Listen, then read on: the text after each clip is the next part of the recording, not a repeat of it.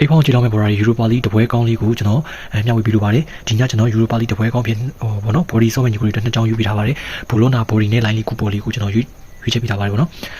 ဘာလို့ရွေးချယ်ရလဲဆိုတဲ့အကြောင်းပြချက်လူတူရှင်းလေးကိုပြောရလို့ရှိရင်ဘူလိုနာနဲ့ brand ဘီဂီကလပ်ကူစီမှာချီရတော့လက်ရှိအရင်အားရနေစရာတော့မကောင်းဘူးဒါပေမဲ့ဘူလိုနာကယူရိုပါလိမှာဆိုလို့ရှိရင်ချီစွမ်းလေးကမစိုးချင်ဘူးပေါ့နော်ရလက်လေးလည်းကောင်းတယ် brand တို့ကတော့ရလက်ဆိုးထားပါတယ်နောက်ပြီးတော့ပြီးခဲ့တဲ့ champion league ပါဆိုလို့ရှိရင်လည်းအီတလီအသင်းတွေအကုန်လစ်ထားပါတယ်ကျွန်တော်တို့ဂျူဗန်5-2နဲ့လစ်တယ်ကလပ်ဆိုရီဂျူဗန်5-2နဲ့ရှုံးတယ်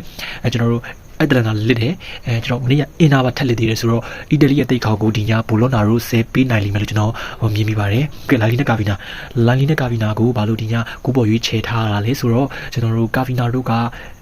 လက်ရှိမိခင်ကလပ်မှာပေါ့နော်ခြေစွမ်းကတိုက်စစ်လေးကမစိုးချင်ဘူးတော်တော်ကောင်းနေပါတယ်နောက်ဆုံးကစားခဲ့တဲ့၄ပွဲမှာဆိုလို့ရှိရင်လည်းသူက15လုံးနီးပါးလောက်ကိုသူ15လုံးလောက်ကိုသူသွင်းထားတယ်ပေါ့နော်ဒါပေမဲ့လန်လီတို့ကတော့နောက်ဆုံးကစားခဲ့တဲ့3ပွဲမှာသူတစ်လုံးပဲသွင်းနိုင်တယ်